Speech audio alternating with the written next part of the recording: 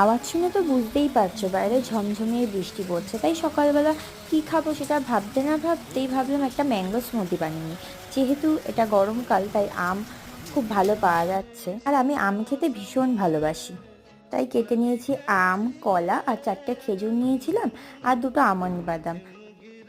আমি তো খালি বৃষ্টির শব্দটাই শুনছিলাম, এত সুন্দর। তারপরে নিয়ে নিয়েছিলাম ফ্রিজ থেকে বের করা ঠান্ডা দুধ। ওই দুধের মধ্যে আমি নিয়ে নিয়েছিলাম 4 চামচ মতো মুসলি। এখানে তোমরা ওটসও দিতে পারো, আমার কাছে যেহেতু ওটস ছিল না তাই জন্য মুসলি দিয়ে নিয়েছি। মুসলিটা একটু ভিজে উঠলে আমি মিক্সিং বলে মুসলিটা, ভেজানো মুসলিটা দিয়ে দেবো। তারপর 4টে খেজুর দানাটা ছাড়িয়ে নিয়েছিলাম, আর দেবো আম, কলা। ব্যাস, এটা দিয়ে মিক্স করে নিলেই হয়ে গেল তৈরি আমাদের স্মুদি। আমি স্মুদিটাকে গার্নিশ করেছিলাম একটু ভেজানো চিয়া সিডস আর আমন্ড বাদাম দিয়ে। দেখো কি দারুণ হয়েছে না, খেতেও খুব ভালো হয়েছে। টাটা।